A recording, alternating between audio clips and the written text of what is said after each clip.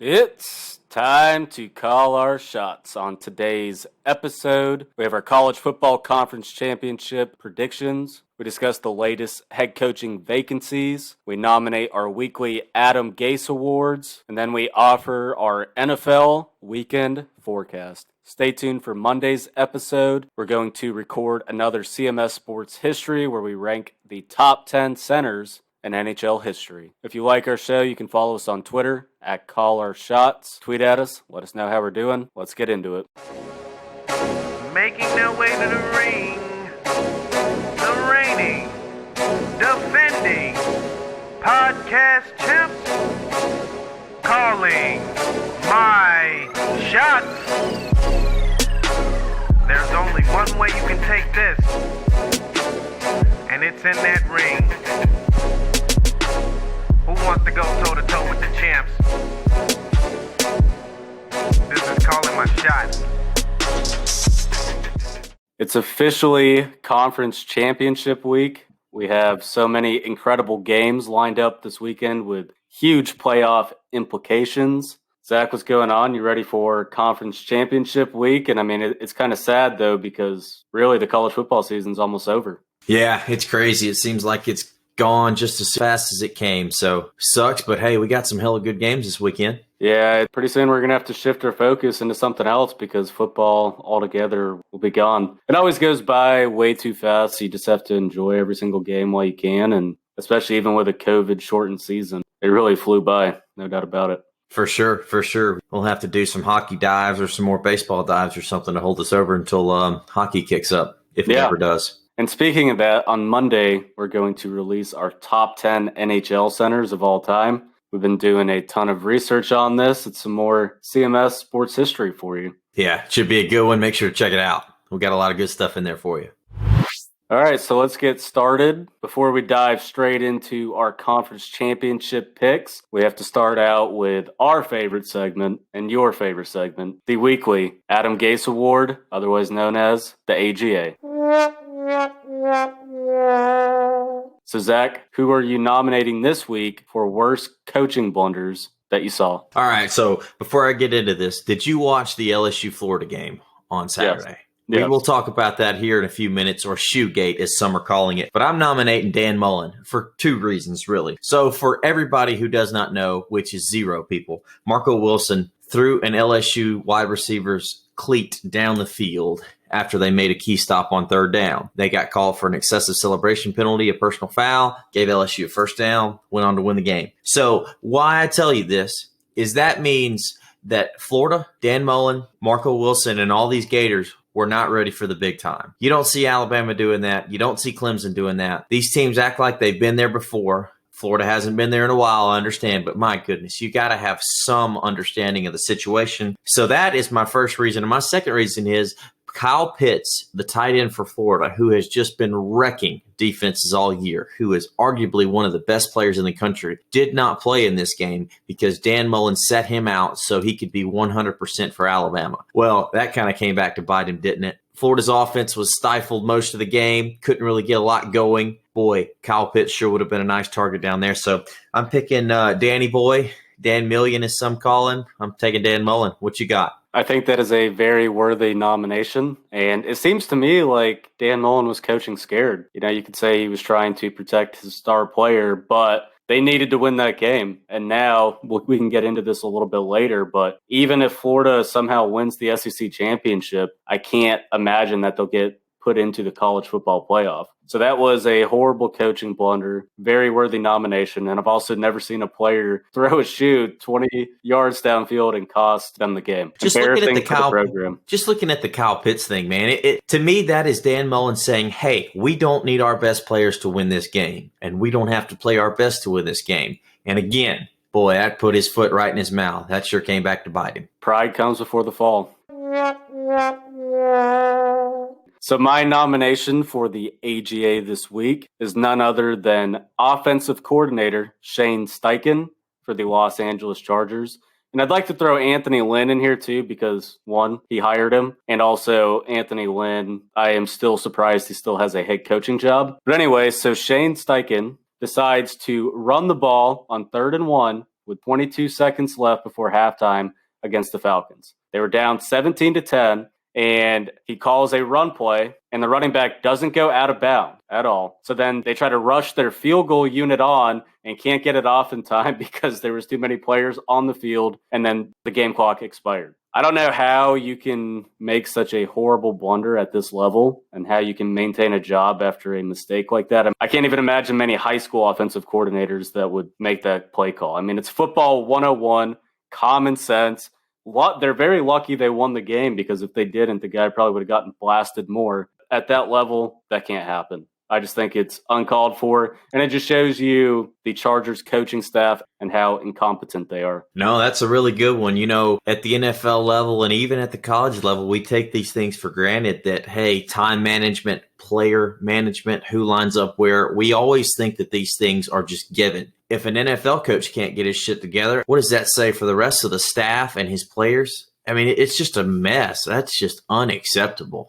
At the highest level, that should never happen. I'm actually surprised Anthony Lynn called him out. I figured it could have been part of their game plan with the way that they've been managing the clock all season. So that's a good pick. That's a good pick. I like it. Let's quickly move into some breaking news. We have Clark Lee just hired by Vanderbilt, Notre Dame's defensive coordinator. Can't say I'm that surprised by this hire, and I actually think this is a very good hire for Vanderbilt. That was kind of my initial gut reaction. Notre Dame's defense has been elite every single year that he's been there. He's also a Vanderbilt Nashville man himself. I think he really resonates well with the program, and he's a top-notch recruiter. Vanderbilt got a really good hire here, and who knows, maybe he can make them somewhat competitive in the SEC again. I think it's a good hire. Let's be honest. Vanderbilt is the hardest SEC job that there is. Not only are you in a cutthroat conference with the Alabamas and the Floridas of the world, you also have ultra high academic standards, and all of your athletes must be held to those standards. So let's be honest here. Vanderbilt's not going to win the national championship in 3 years, but I think this is a good building hire. This guy,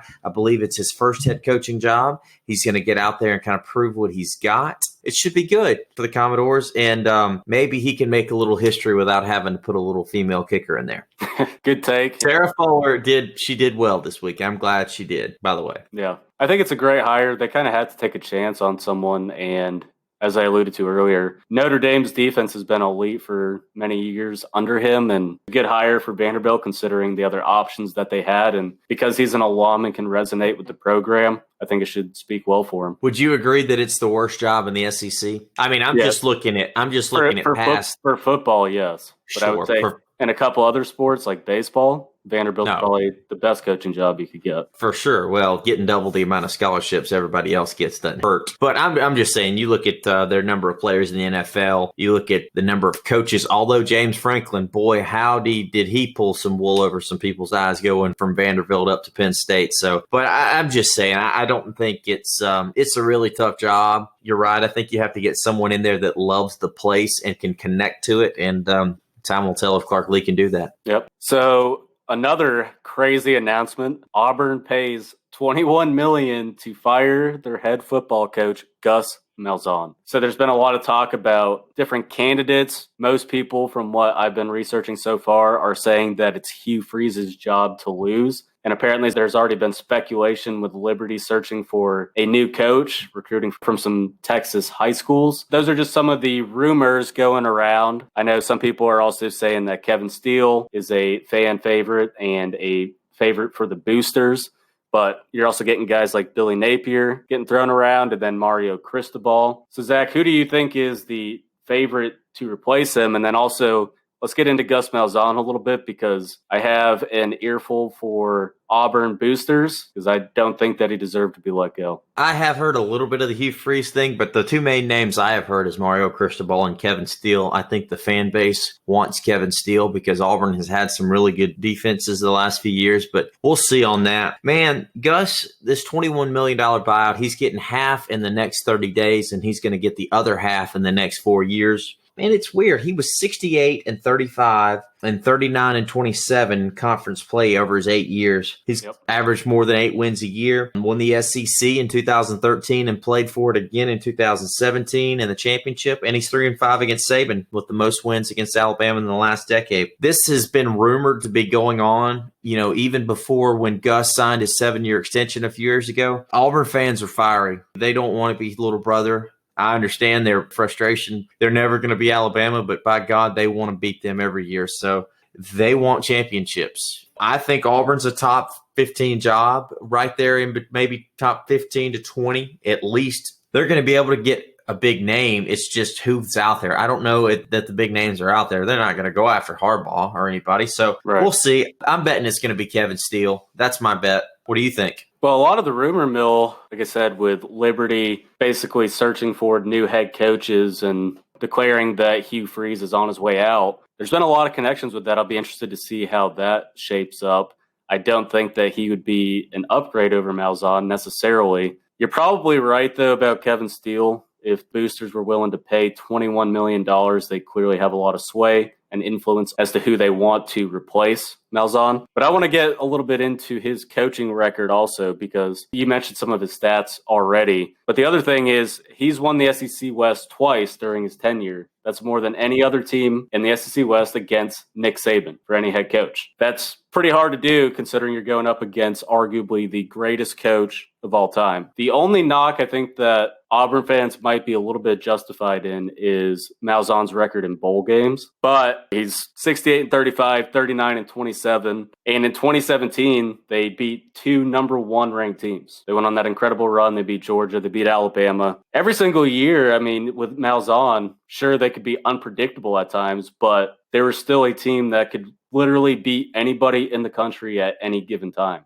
And I don't know that you can find another coach that can replace that. So I don't know if it's something going on internally or if they really think there's a better candidate out there. But I think Malzahn will get another job pretty much instantaneously, and whoever gets him is going to get a hell of a coach. Well, you talked about Hugh Freeze replacing Malzahn, which is pretty wild. It'd kind of be ironic because Gus Malzahn was actually the coach of Arkansas State in 2012 and then jumped to Auburn. And then Hugh Freeze was the Arkansas State coach in 2013, replaced him there before he went to Ole Miss. So kind of funny there. I've been pretty close to this rivalry. I mean, I lived in the next state over for a long time, and it's passionate. Bo Nix has not turned out the way they thought he would, being a 5-star, all-world everything. Auburn typically has, at least with Gus Malzahn and Kevin Steele, they've always had really good defensive lines, good linebackers, and so safeties and cornerbacks and stuff. But the defense has always been really good, and then they've had a good mobile quarterback who can run through the pass, through the RPOs, and have a good running back there. And it just seemed like nothing really came together this year. But I will say this, Auburn, even when they beat Alabama and Georgia a few years ago, and all you got to do is look at this year too against Arkansas and Ole Miss, man, they got some of the luckiest breaks I think I've ever seen. One of my dear friends is an Auburn fan, and he told me that Gus was gone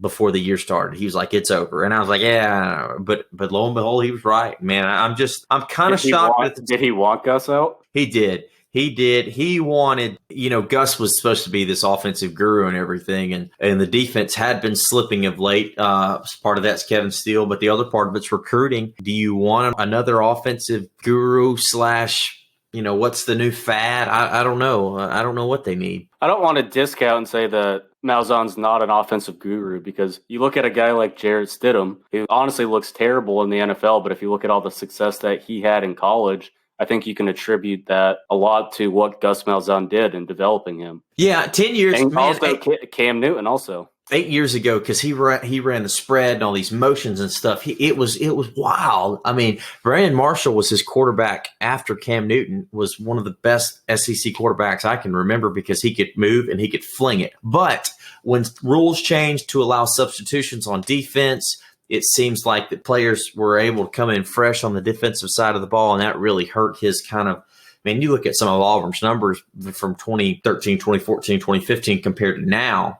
Man, you could argue they got just as much talent now, but the numbers are way down. It's because of the rule changes, and I think that really hurt Malzahn. Yeah, that's a very good point. So quickly, let's talk about Oregon representing the Pac-12 North in the Pac-12 championship. So Washington, they had too many scholarship players get COVID. and so they become ineligible to play. So now Oregon is going to face off against USC in the Pac-12 championship. What do you think about this? I know there's not much you can do about it, but it's a tough break for Washington on a year that really they should be in the Pac-12 championship. No doubt. This sucks for Washington. They didn't get to play the Apple Cup against Washington State, which, it sucks because that's a big rivalry up there. And I'll say this, yes, they would have loved to play in it, but the only silver lining for Jimmy Lake and his team up there is that they were not undefeated. Like USC, if this would have been USC and the roles were reversed, USC is undefeated and they're not, to me, I don't think they're going to get in the playoff, but there's people arguing for them. Washington was 3-1. They weren't getting in no matter what. I think that's the only thing. Like if Washington could have springboarded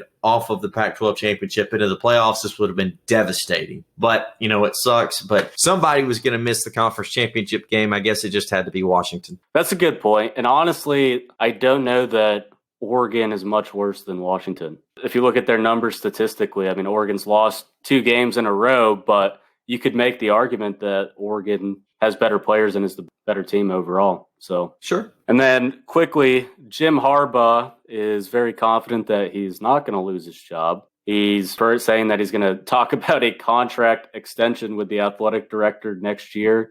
It seems like Michigan's still keeping their faith in him. What are your thoughts about that? Man, he's getting by the skin of his teeth. They are 2-4, which is terrible. Even in a COVID year, Michigan football should never be 2-4. I don't know, man. He needs a good showing if they play in a bowl game. I'll just say that. If they come out and get drummed, if they make a bowl game and play in it, then there may be some rotten in Denmark action going on. But I don't know. What do you think? Do you think he's going to stick? I think he's going to stick around at least for next year, but that seat is hot as hell. I wouldn't be surprised if Michigan goes ahead and cans him and they're just not announcing it. And, Harbaugh really does think that he might keep his job, but I could also see him getting one more year just because of his name and his resume. Overall, this year has been disastrous for their program. It seems like they've taken about 4 steps backwards, and I really don't know what to make of this year. I'll tell you another name to watch out for this weekend. So Tennessee plays Texas A&M. Tennessee's had a dreadful year this year, barely beating Vandy last week. They obviously ran away with it at the end. But if Jeremy Pruitt and Tennessee do not put a good showing out this weekend against Texas A&M, he may get the axe. Probably not going to win, but if they get blown out. What does that say about Tennessee's recent ability to hire coaches? Because going into this year, Tennessee fans, hell, even a lot of people in the SEC were convinced that Jeremy Pruitt was going to be the guy that would save the Tennessee program. I really don't know that the Tennessee program is what it used to be, and I don't think that it will ever get back to where they were under Peyton Manning. I think people are overselling it a lot, and they're still convinced it's one of the top SEC jobs. I'm really not so convinced anymore. Well, 3-6 ain't going to cut it. You may be right. It may have faltered off a little bit, but the thing is, Jeremy Pruitt has recruited top 15 every year he's been there for 3 years, and he's putting another one together. It's just the athletes are there. They are just, one, they don't have a quarterback. Garantano was supposed to develop, didn't happen. Don't have a quarterback. Offensive weapons just never seem to be there. And then by the time the middle of the season rolls around, the defense kind of gives in. So he's in some hot water. He's going to have to turn this thing around if he wants to stay. Yeah, it's definitely shaping up to be a crazy offseason, and it's already kind of been a carousel with people getting fired and losing their jobs. We know one thing, college football is a win-now mentality, and when guys even like Gus Malzahn can get fired, having an incredible winning record, then it's a very competitive league, especially in the SEC. No doubt. So let's give our quick Week 15 synopsis. We have LSU upsetting Florida 37-34. We already spoke about this a little bit earlier. I like your name, Zach, of the Shoe Bowl. I think it's very fitting for what happened. But do you have any more initial knee-jerk reactions to it? And also, do you think that Florida is now toast? Because even if they beat Alabama, I can't imagine them making it to the college football playoffs. Florida's toast. Florida's toast. I'll go in a little bit more on that when we talk about the SEC championship game in a few minutes. But I'll just say this: LSU obviously was terrible at the beginning of the year. The defense is now playing well. Max Johnson is really developing well. It's a true freshman quarterback in there. Got Emory Jr., this running back, 5-star All-World. They're coming. That defense is pretty good, but they'll get a little test this weekend when the Ole Miss Rebels play them. So we'll see how well that defense holds up there. Yeah, Coach O being able to flaunt his national championship ring on Zoom calls will definitely help with recruiting. I think Max Johnson played really well, and he looks like a bright spot, and he might be the best quarterback on that roster. So switching to him was great, and I'm not going to fault Coach O too much on this year. They lost a lot of players to the draft. They're still bringing in great recruiting classes. They'll be back. They did. Let me say this, though. Yes, Max Johnson looks good, but then let's not act like Florida's defense was the class of the SEC. They've been middle of the road all year. But you're right. He does look good, and I think he could grow into something really good. Yeah. So then we have UNC clobbering Miami, 62-26. You and I both picked UNC to win this game. However, I don't think either of us imagined it to be such a blowout, but I was under the impression that Miami was one of the more overrated teams in the country, and I actually thought UNC was one of the more underrated teams. So it was a great offensive performance.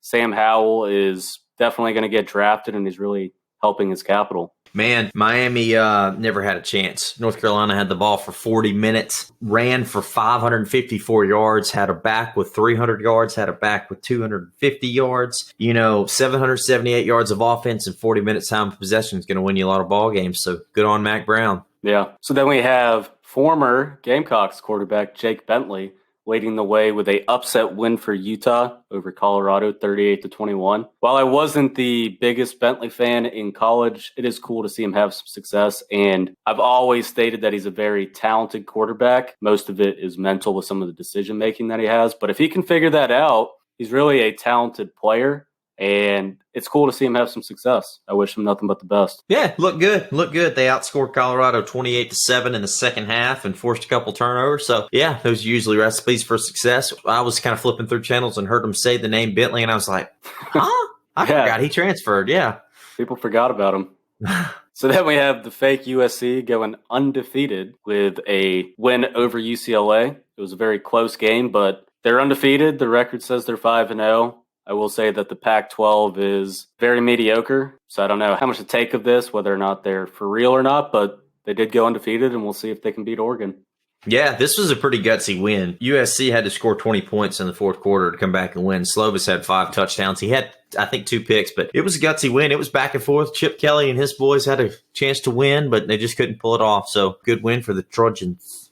I have a little bit more optimism in Chip Kelly now after this year. Because going into this year, I really didn't think it was a good hire by UCLA. Thought he was kind of washed up, but he's kind of resurrected his career a little bit. He's sure feeding those guys well. So, the moment you guys have all been waiting for.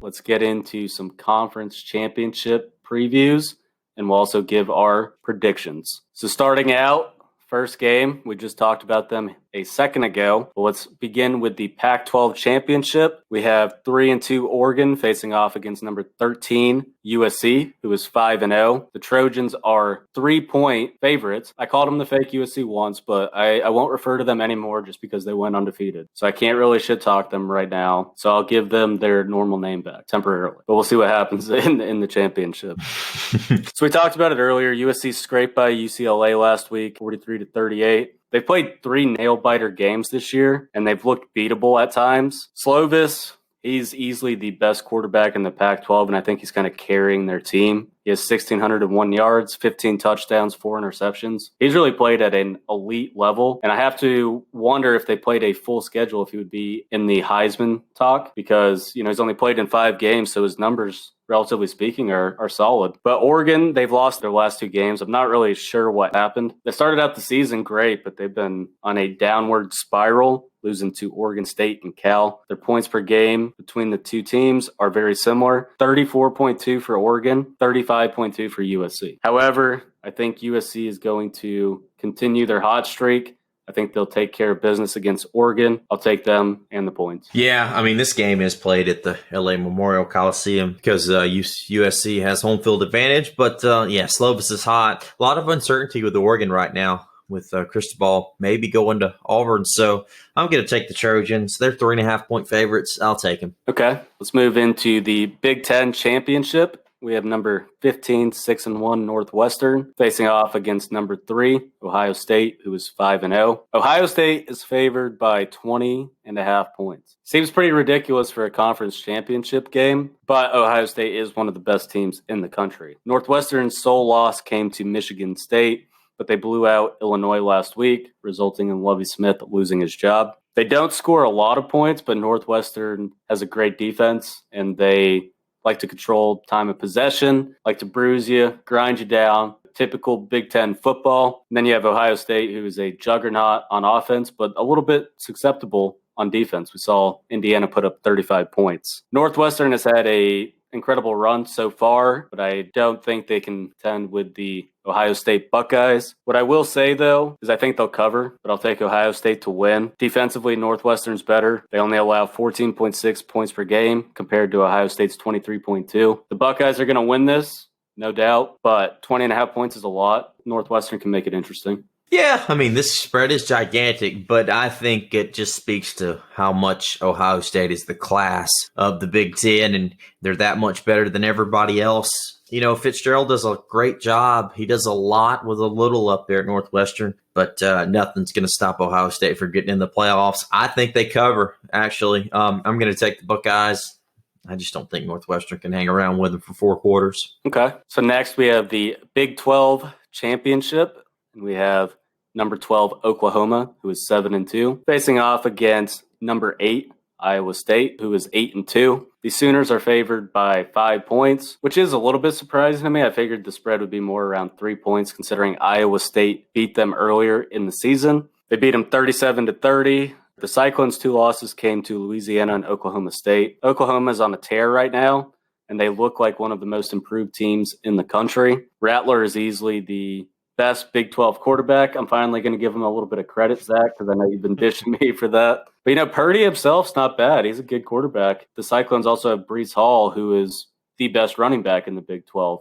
But Oklahoma only allows 88 rushing yards a game, so I think they can contain Breece Hall. I did go back and forth on this pick because I think it's going to be a really good game. But overall, I'm leaning towards the Sooners on this just because their stats are similar. Oklahoma is incredibly hot right now, and it's hard to beat the Sooners twice in a year. Lincoln Riley will be prepared. He'll know how to attack Iowa State's defense. I'll take them to win and the points. Yeah, you took the words right out of my mouth. It's so hard to beat a team twice. You know, Matt Campbell and Brock Purdy have had quite the years. They have reasonable arguments to be the coach of the year and be the first team Big 12 quarterback of the year. But, man, I just don't think anything's going to stop Oklahoma from getting their revenge. I think that they're going to come out. They're going to score early. Spencer Rattler's going to have another good game and keep proving me right. I could see it being a touchdown game, but I think Oklahoma takes care of business. Yeah, me too. So next game, we have the Sun Belt Championship. I'm actually stoked for this matchup. I think it's one of the best matchups we have this week. So we have number 17, Louisiana, the Raging Cajuns, who are 9-1, facing off against number 9, Coastal Carolina, who is 11-0.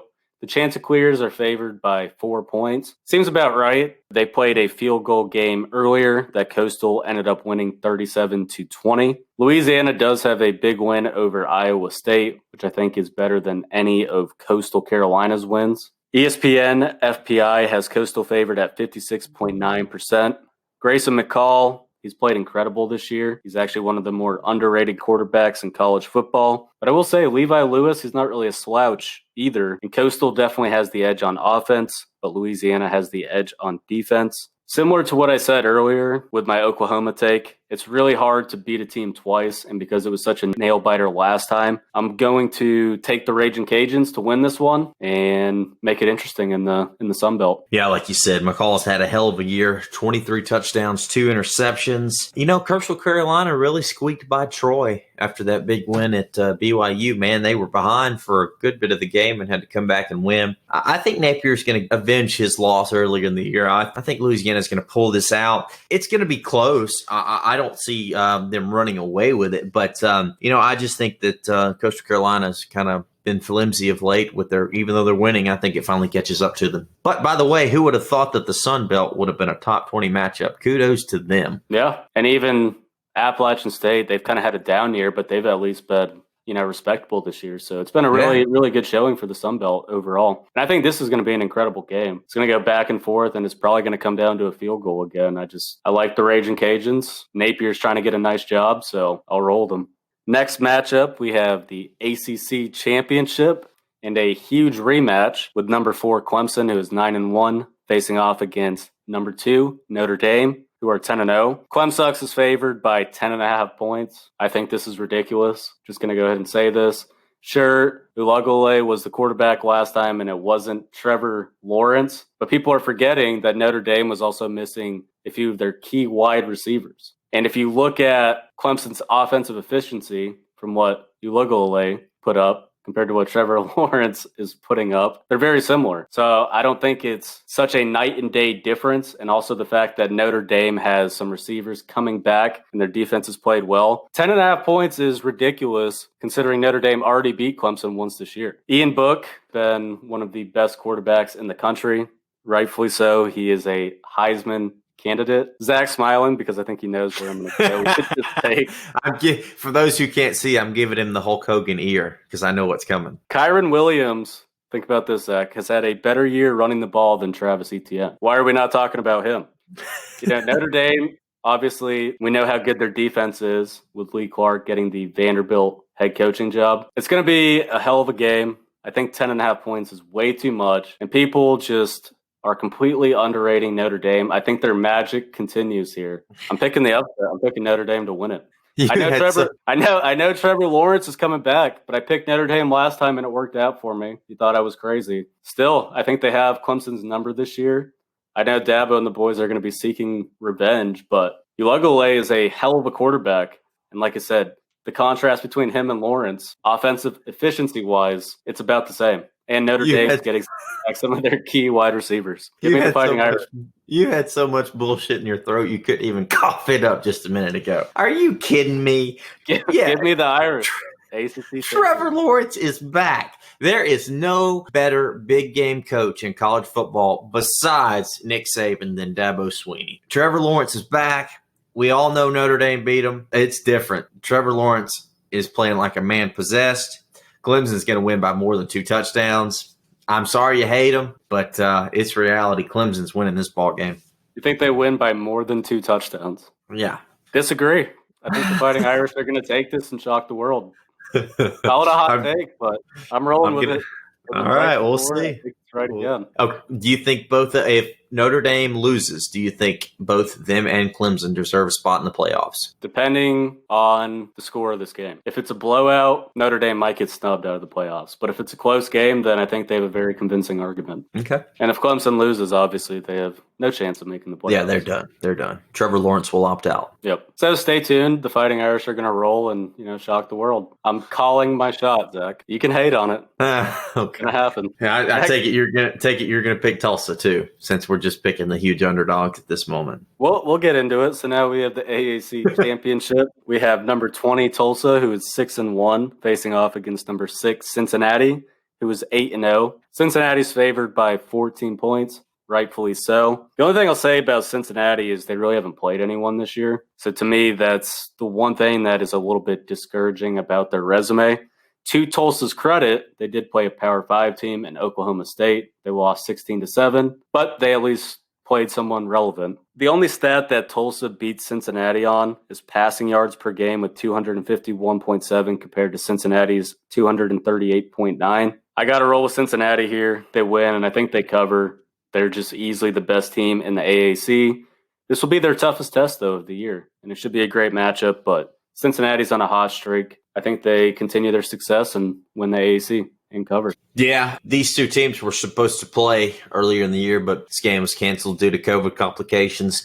Tulsa's had a good year, but the Bearcats are on another level, man. I think Desmond Riddle and Jared Oaks are going to have big days, and I think Cincinnati's going to run away with this. 2 touchdowns, 17 points. I'll take the Bearcats. So we basically agree on almost every single pick besides Clemson Notre Dame.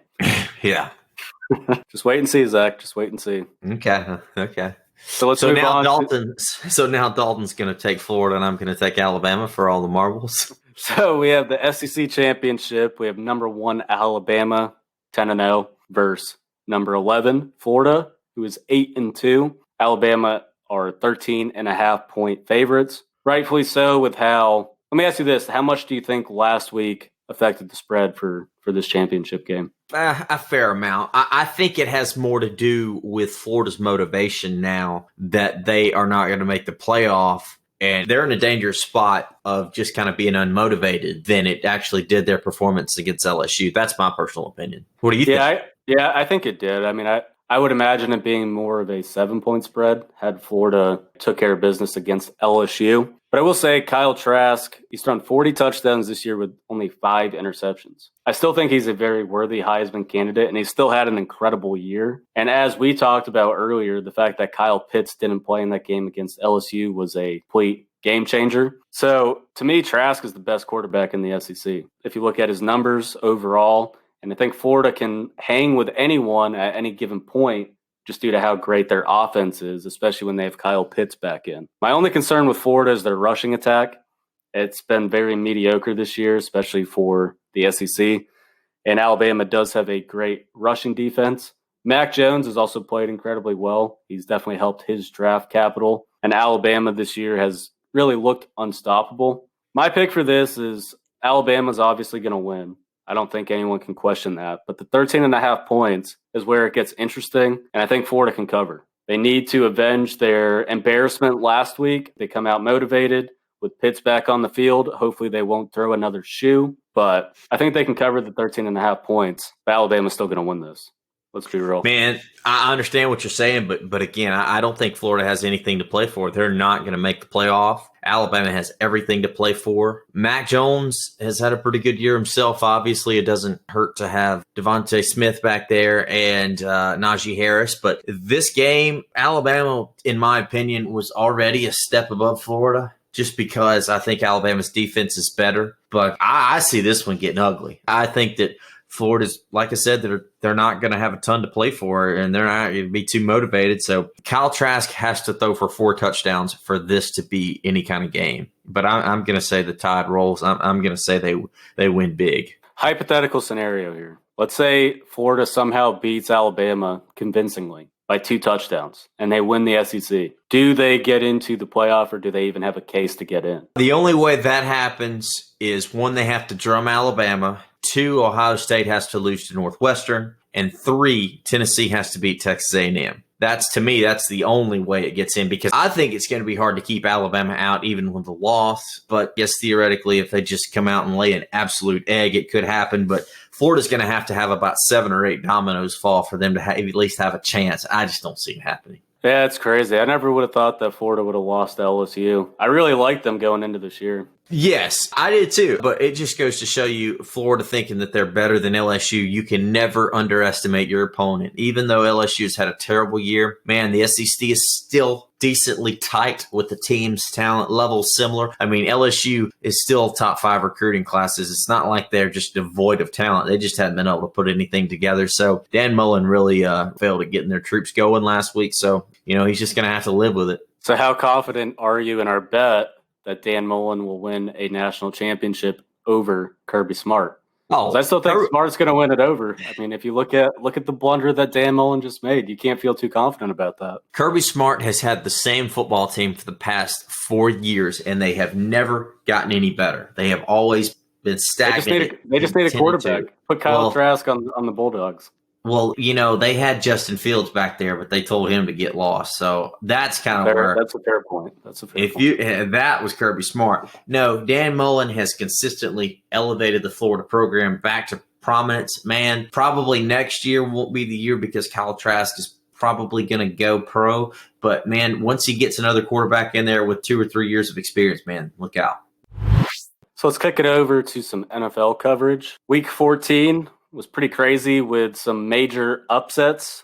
We have the Eagles beating the Saints 24-21 in Jalen Hurts' first start. Zach, what were your takeaways from this game? Man, Hurts looked good. He threw for 167 and ran for another 106 yards. Philly scored, 17 points in the second quarter, and they held off the Saints' rally. But I think it shows that something good for the Eagles for the future. But most importantly, I think this showed that the Saints are really vulnerable without Drew Brees in there. And if they want any success this year, he has to be healthy. Yeah, the Saints can't make a deep run with Taysom Hill. As much as I like the guy and as much as I want to see him do well, I don't think it's possible to really contend for a Super Bowl with him. I thought Hurts played okay. His passing yards were very mediocre. I know he got it done on the ground, but a tendency that we know in the NFL is once teams have some film to study, they're usually able to mitigate that pretty well. If he can't put up better statistics passing the ball, then I don't know if he's going to be the guy in Philly. I understand, and I'm not knocking your statement there, but I mean, one, it was his first start, and two, I don't know if they win if Carson Wentz is in there, especially given the way he has been playing. So, yeah, I mean, I think he did well. You know, he was never a great passer of the ball anyways in college, but he was always decent. That's always been his flack, his demerit anyway, so he's got to improve on that for sure. Yeah, he definitely gave them a spark that they need. The Eagles theoretically still have a chance at winning the NFC East, but they're going to need a lot of help from Washington imploding, so we'll see what happens. There you go. So next game, this pains me and agonizes me to even talk about. I have to admit, I was wrong. I was completely wrong. I'll suck it up. I'll take the loss like a man. I hate it, but I was wrong. The Bills surpassed Pittsburgh as the number 2 team in the AFC, winning 26-15. After watching the game, I can't even argue with it.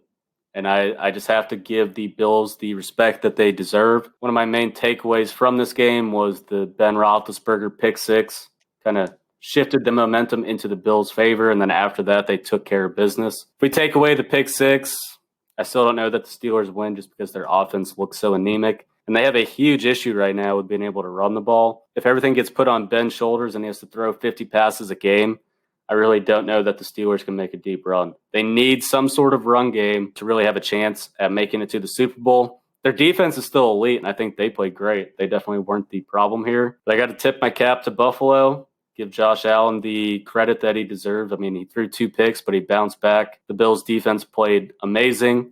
Tre'Davious White is a shutdown corner. This hurts. It hurts a lot. But Pittsburgh's now my number 3 AFC team. Man, Dalton, I'm not the kind of guy who would tell you I told you so, but I hate to say that. What are you doing right now? What are you about to say right now? Neil's not on the show with us this week, but I'm going to give him a shout out. Neil and I both saw this coming. We talked a little bit last week about the Bills defense being pretty good, not quite elite, but man, they played well. Josh Allen did throw an interception, was tipped, and he got nothing on the ball. Pittsburgh made a good play on that, but the Bills are for real. Let's just be real here. This is going back to what we talked about 3 weeks ago or a month ago when we were talking about our Super Bowl contenders and their strengths and weaknesses. Man, the Steelers can't run the ball. They had 47 yards rushing, man. Like you just said, James Conner has got to step up. I don't know if it's him or if it's give him hell Benny Snell or what, but they have got to get better at that. And like you said, they can't sling it 50 times a game because, let's be honest, they're not playing in a dome in the playoffs. It's going to be cold, nasty, and wet. They're going to need to be able to run the ball to have success. Yeah, like you said, man, the Bills are my number 2. I called it last week. They have the Broncos, the Pats, and the Dolphins left. They're probably going to run the table. You're probably going to run the table. I think they'll win the first 2 for sure, but the Dolphins could be interesting. But, man, it's cool to see Josh Allen keep progressing, and, man, Stephon Diggs is a bad man. It sucks, but I was advocating for the Steelers to draft a running back this year because it was such a great running back draft class. I don't know why the Steelers didn't spend their second-round pick on a guy like Jonathan Taylor or J.K. Dobbins. I was actually pissed after the draft because I didn't think McFarland, the 4th-rounder out of Maryland, would really pan out. I don't think James Conner is a franchise running back anymore, so they needed to take a running back, and now it's really starting to hurt them. They just both, even the Bills, it was a sloppy game. I mean, the weather was nasty, but it was a sloppy game. Just the fact that the Bills won by that margin was surprising to me. But both good teams. The pick six had a lot to do with it. It did. But I mean, at the same time, the Steelers really controlled the game for most of the first half, besides one play. Sure. But I also will credit the Bills and McDermott for keeping those guys focused because I thought the same thing. I thought in the first quarter, I was like, man, I don't think the Bills can play with Pittsburgh. They're moving the ball a little bit and whatever. But I think, again, I said it last week, I'll say it again, the Bills are the biggest threat to the Chiefs in the AFC. As much as I don't like to admit this, I have to agree with you. After watching the Steelers the last 2 weeks, I'm losing faith. Hey, remember what we talked about, though? Only 1-15 and one team had ever won the Super Bowl, so maybe this is a blessing in disguise for you. Yeah. Well, hopefully the Chiefs go 15-1, and then they choke in the first round. Second round after they get their bye. So next game, we have the Falcons and the Chargers. This was to be expected. Crazy ending. As I mentioned, Shane Steichen being the Adam Gase Award nomination and his horrible play calling. But Matt Ryan also threw an interception as the Falcons were driving down, looking like they were going to close out the game. And then the Chargers end up hanging on 20-17. So we were pretty right in our assessment of this. We didn't think either team would want to win, but someone had to become victorious, and luckily fate fell the Chargers' way this time. The choke bowl. Yeah, exactly. We both called this last week. Do you want to win? I don't want to win. No, I don't want to win. It's great. I mean, the Chargers get a win, but I'm kind of confused that they moved themselves out of that top tier of draft picks. But hey, you got to win. Right. So I rode the Vikings train last week, and it's come back to haunt me. But here's what I do want to say. Dan Bailey, you are terrible. You have clearly lost the ability to make a field goal. Maybe it's just the fact that Vikings kickers overall are cursed. Look at Blair Walsh in the playoffs against Seattle. Look at Morton Anderson shanking field goals in the Super Bowl. It's tragic, but Dan Bailey missed 4 field goals in this game, Zach. Had he made that, it would have been 26-26 going to overtime. I don't think the Vikings played that bad, and I thought Kirk Cousins actually had a really good showing. But now it's tough to say that they're going to make the playoffs. That pretty much cost them a playoff spot. So Dan Bailey, I'm sure Viking Nation is very upset with you. I may have to take the blame on this. Let me just say this. For years, when Dan Bailey was kicking for the Cowboys, he was the best kicker. I mean, he was statistically the most accurate kicker of all time at one point. Never missed. I put hexes on him to miss against the Giants so many times that they would never happen. So maybe this is my fault that the hexes are finally coming true. It's time to hang him up, man. Kickers, when they lose it, man, it's gone. He needs to get out. Vikings had the ball for 40 minutes in this game, and you only put up 12 points. Are you kidding me? You got to do better than that. 2 and 4 in the red zone ain't going to cut it. I understand field goals were missed, but at the same time, you got to be able to punch it in if you want to win these games. Only 635 yards combined from both teams in this game. So pretty defensive. Yeah, it was a slugfest for sure, but the Vikings have got to be able to score more than 12 points. I understand the field goal kicking, but touchdowns win. So let's give a quick little Monday Night Football recap. The Ravens beat the Browns 47-42. I'll give the Browns credit. They hung in this game. I really didn't even think they would. But as I mentioned on the last podcast, the Browns cannot beat the Ravens or the Steelers. They still, while their record is 9-4, and they've had a very good year, especially for being the Cleveland Browns, they're still not ready to hang with the big boys in the North, the Ravens or the Steelers. Lamar Jackson played a lot better this game. He really bounced back. The Ravens as a whole bounced back. I think they're going to run the table. I think they're going to go 11-5, and they might even jump Cleveland in the North. Yeah, this was a wild game. Cleveland put up 22 in the fourth quarter, but, they just couldn't pull it out. In the last 2 minutes alone, there were 2 touchdowns, a field goal, and a safety. Browns put up 500 yards of offense, but like you said, Lamar Jackson pulled it out. Went into the locker room. I know some people said officially it was cramps, but I think just nature was calling there, and he had to go relieve some pressure, but came out like Superman. He came out and won the game. So I'm not arguing with you. The Ravens are a good team. I know that even if they go 11-5, they underperform for a lot of people, but it's good to see they got the ball back rolling. Browns have beat a lot of bad teams this year. I will be the first to admit I picked them to win this game, but I still think that they're not on the contender status. I still think that they got a lot to prove. Yeah, but it's crazy to me that how so many people jump on their bandwagon so fast. Like, do you forget what's happened to the Browns over the last decade? Just because they have a winning record for the first time, everyone's going to come out here and say, oh, they're going to beat the Steelers, they're going to beat the Ravens. Until I see it happen, I'm not going to pick that, and I'm not going to give them the credit. They have to prove it to me. I think you're right. I think people are just name chasing Baker Mayfield, Myles Garrett. And Baker played well. He played probably one of his best games of his career, but it still wasn't enough. That's right. You give up 45 points, you don't deserve to win. That's all on the Browns' D. So we're going to reduce the amount of games that we picked this week just because we spent more time on the conference championships. But let's start out, Zach, with 9-4 Seattle taking on 6-7 Washington. Seattle took care of business against the Jets. They really needed that win, but they looked basically unstoppable. And Washington surprised me by beating San Francisco last week, 23-15. Did not see that coming, but Washington might be for real. They might have a winning record going into the playoffs, and we don't have to make fun of the NFC East anymore for maybe having a 6-10 team win the divisions. They played a lot better. They've been bouncing back, but I think Seattle keeps rolling. They're going to start peaking at the right time, starting to get ready for the playoffs. I'll take Seattle to win this one. Did you really just say somebody that played the Jets looked unstoppable? At times throughout the season, when Russell Wilson's on and when Russell Wilson's cooking, their offense has looked unstoppable. No this doubt. was certainly one of their times. I get that it was Absolutely. against the Jets. I do get that. I get that argument. But But I think the Coastal Carolina Chocolatiers could make a run against being unstoppable against the Jets. that's fair. The Seahawks are tied with the Rams for the division lead. Washington's got the lead in the NFC East. Washington's defense is playing well of late. They absolutely terrorized Nick Mullins and that San Francisco offense last week. I know they're banged up in short term, but I still think Seattle's got some Jekyll and Hyde in them. I'm going to take Washington. Washington's the hot hand, and both They have beat some good teams. both teams need this win more than anything and need it bad. But I'm going to have to take Washington. Seattle's going to have to prove to me that they're back on track. So I'll take the Washington football team. So you mentioned the Rams being tied with Seattle. I remember in a previous podcast that you were very skeptical of the Rams. Are you on the train now that they completely stomped the Patriots, as I was trying to tell you guys last week in their previous matchup? Well, let's just hold on now. If you will go back to last week's episode, you will clearly hear that I stated that the Rams will lose this game if Cam Newton plays average or better. Cam Newton was benched. Cam Newton played awful.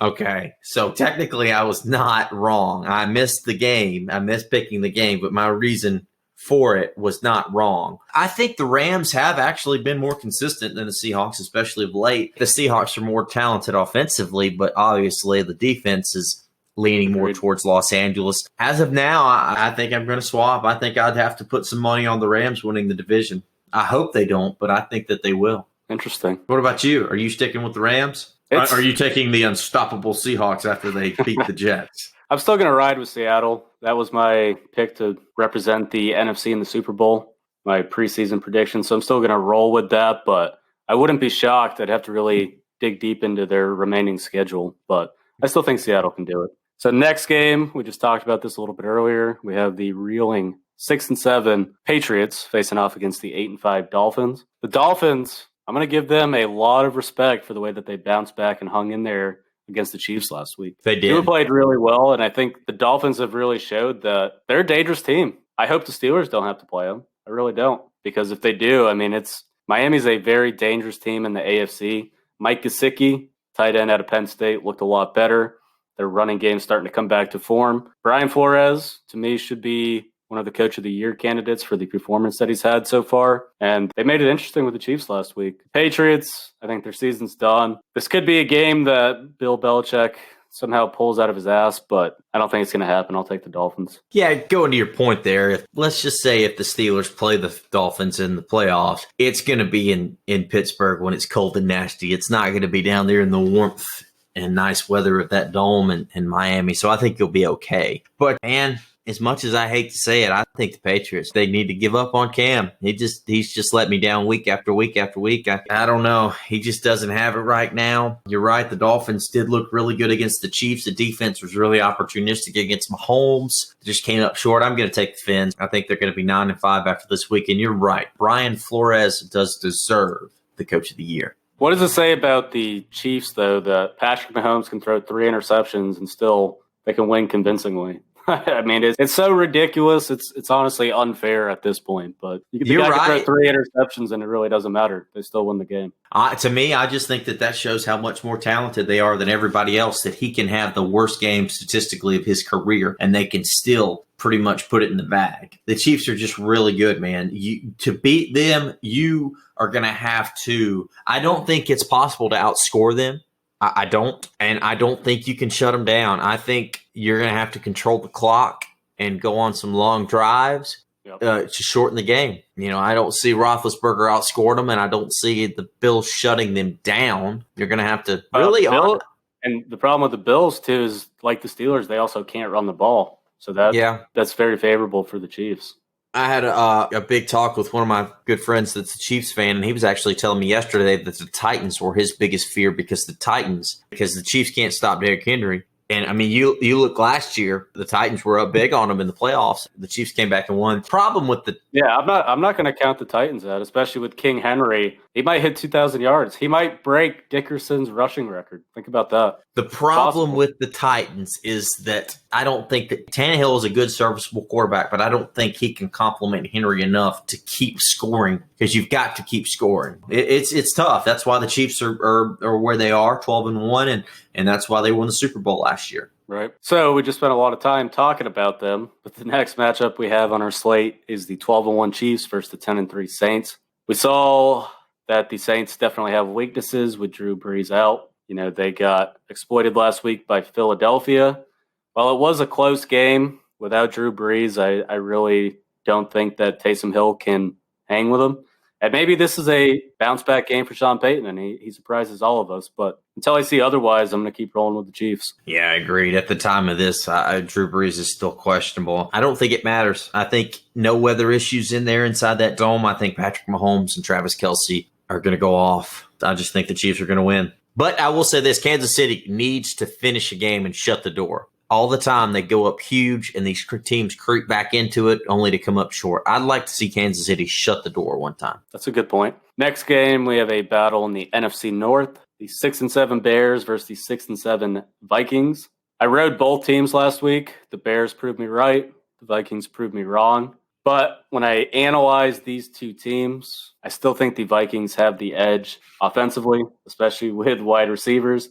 I know Mitch played great. He really did have one of the best games of his career. Might have saved his job for a little while, and he had the Bears offense rolling last week. But if the Vikings can actually make some field goals, I do think that they're the better team. They have a better running attack. They have better weapons on the outside, and I do think that Kirk Cousins is a better quarterback than Mitch Trubisky. This one will be a close, nail-biter type of game, but I'm going to ride with the Vikings. Hopefully they don't prove me wrong twice. Battle of the underwhelming here.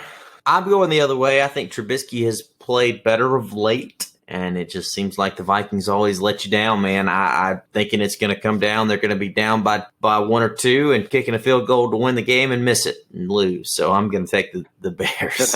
Could happen. Next game, we have the 10-3 Buffalo Bills versus the 5-8 Denver Broncos. Drew Lock. Let's talk about him for a minute. Where did that come from? I didn't see it. He had the best QBR of any quarterback this season. He put on an absolute incredible performance. That's what I don't understand about Drew Lock. Some weeks he looks terrible, looks like he's a complete bust, and that the Broncos should move on. But then every once in a while, he comes out and has a game like this where everyone believes he's a franchise quarterback, and he really starts to look like the next John Elway. But they still have to play the Bills this week. And the Bills are obviously coming off a huge win over Pittsburgh. Defense is playing a lot better. We talked a lot about them earlier and how they are easily the number 2 team in the AFC. It's not really debatable anymore. So I'll take the Bills to stay hot, even though Drew Lock played a lot better, but we'll see if he can do it twice. Man, this just screams letdown game after that big win on Sunday night for the Bills.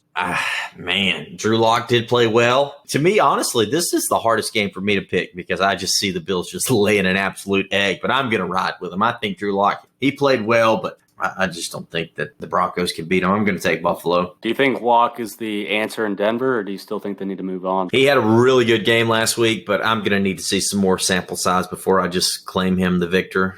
Agreed. Next matchup, we have the 9-4 Cleveland Browns facing off against the New York Football Giants, who are 5-8. Daniel Jones is clearly not the answer. I think had the Giants relied on Colt McCoy earlier, they might have had a better chance of winning last week. The Browns really did play well against the Ravens. As I was talking about earlier, they came up just short. They're still not quite an AFC contender. They're definitely a playoff team, and they're good. And against inferior competition, they've proven to be very consistent this year. And I think the Giants realize that their playoff hopes are pretty much over. So I'll take the Browns. And this might be the first time I've picked the Cleveland Browns in this podcast history. Yeah, I think that the G-men have come back down to earth. The Browns are due for a big bounce game, and really and truly they need it with Baltimore breathing down their neck. I think the Browns are going to come out and put a good show on. I'll take Cleveland. Your favorite team? Yeah, I love the Brownies.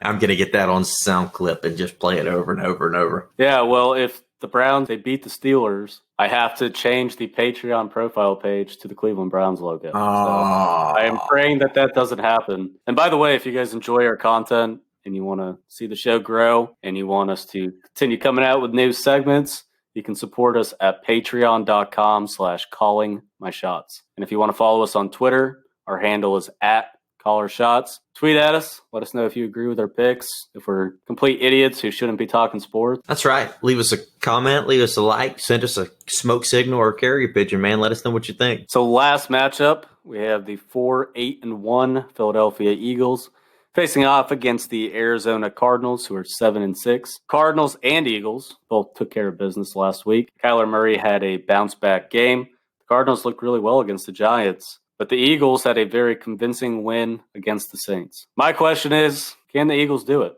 Can we trust them? Can we trust them to win bounce-back games? Can Jalen Hurts hang with that pretty solid Arizona secondary? The Cardinals are battling for a playoff spot. I'm still not sold on the Eagles.